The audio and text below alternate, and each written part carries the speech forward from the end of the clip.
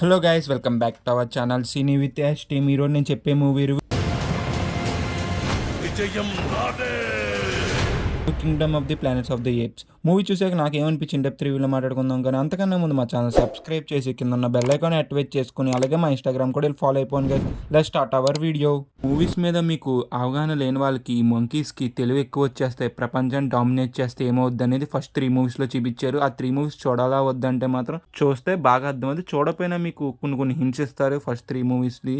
Last వచ్చిన 3 మూవీస్లో apes domination అనేది మనకు చూపించారు. నీకు అందులో నుంచి ఒకటి పిక్ చేసుకోరా అంటే మాత్రం 1 పిక్ చేసుకుంటా. 2, 3 అంటే మాత్రం కొన్ని మనకు నచ్చింది, నాకైతే నచ్చలేదు. ఏంటంటే అంత ఇంప్రెస్ చేయలేకపోయింది నన్ను అయితే.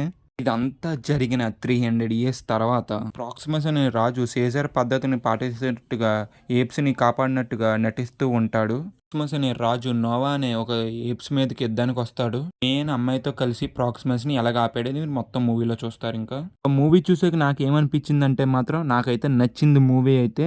ముందొచ్చిన మూవీస్కి ఈ మూవీస్ కొన్ని ఆస్పెక్ట్స్ అన్ని డిఫరెంట్గా అయితే ఉన్నాయి. మనం ఫస్ట్ 3 పార్ట్స్ చూసామంటే ఏప్స్ అనేది ఇంగ్లీష్ అనేది అటు ఇటుగా మాట్లాడతాయి, కానీ ఇందులో మాత్రం చాలా పర్ఫెక్ట్గా మాట్లాడి స్టోరీలో టైం జంప్ జరిగింది కాబట్టి అందుకే మనం ఫ్లూయెంట్గా ఇంగ్లీష్ మాట్లాడతాయి ఏప్స్. మూవీ యొక్క స్టోరీ అనేది ఓల్డ్ స్టోరీయే, కానీ ఈ మూవీ చూస్తానికి ఏంటంటే ఆ ఓల్డ్ బిల్డింగ్ చాలా బాగా డిజైన్ చేసుకున్నారు. ఓల్డ్ బిల్డింగ్ అయితే నాకైతే ఏదో ఫస్ట్ పార్ట్ చూసినట్టు అయితే అనిపించింది నాకు. దీని తర్వాత వచ్చే పార్ట్స్కి అయితే సెటప్ అయితే చేసుకున్నారు. మూవీలో ఉన్న విఎఫ్ఎక్స్ వర్క్ అయితే మెచ్చుకోవచ్చు. చాలా అంటే చాలా బాగున్నది. మూవీ అనేది ఒక ఎంగేజింగ్ గాను ఒక ఎమోషన్ గాను కూడా ఉంటది. ఆడియన్స్ కి అయితే మాత్రం ఒక ఎమోషన్ ఒక ఎంగేజ్ మూవీ చూసినట్టయితే ఉంటది కన్ఫర్మ్ గా. ఫస్ట్ మూవీ నన్ను ఎంత ఇంపాక్ట్ చేసిందో ఈ మూవీ కూడా నాకు చూసినంత సేపు కూడా అంత ఇంపాక్ట్ అయితే చేసింది. మీరు మూవీ చూసినంతసేపు కూడా ఏప్స్కి అయితే చాలా బాగా కనెక్ట్ అవుతారు మనుషుల కన్నా. మూవీ రన్ టైం కూడా 2 hours 28 minutes ఉంటుంది. మిమ్మల్ని ఎక్కడ బోర్ కొట్టకుండా ఉంటుంది సినిమా అంతా.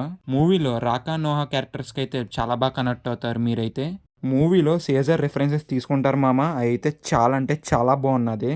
మూవీలో కొన్ని డీటెయిల్స్ చూపిస్తారు, అవి అయితే చూస్తే మాత్రం మీకు మైండ్ బ్లోయింగ్ అనిపిస్తాయి. అసలు మూవీలో సినిమాటోగ్రఫీ కానీ సెట్ డిజైనింగ్ కానీ చాలా బాగుంటాయి. చాలా ఓల్డ్ లోకి మీకు వెళ్ళిపోవాలనిపిస్తుంది, అంత బాగా డిజైన్ చేశారు. అసలు జర్నీ చేస్తుండగా కొన్ని డీటెయిల్స్ చూపిస్తారు, అయితే చాలా బ్యూటిఫుల్ గా అయితే ఉంటాయి.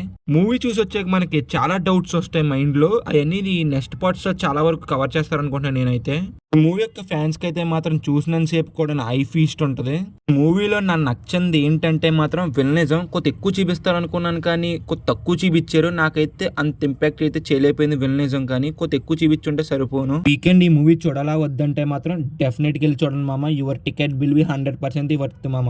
ఇంకా ఓవరాల్ గా మేము ఇచ్చే రేటింగ్ ఎంత అంటే మాత్రం 3.5 out of 5 గైస్. మన ఛానల్లో కృష్ణమ్మ మూవీ రివ్యూ కూడా వచ్చేసింది, కావాలంటే వెళ్ళి చెక్ చేయండి గైస్. వీడియో నచ్చితే మాత్రం లైక్ చేసి షేర్ చేసి సబ్స్క్రైబ్ చేసి కింద ఉన్న బెల్ ఐకాన్ యాక్టివేట్ చేసుకుని అలాగే మా ఇన్స్టాగ్రామ్ కూడా వెళ్ళి ఫాలో అయిపోయింది guys. In the next video, జై హింద్.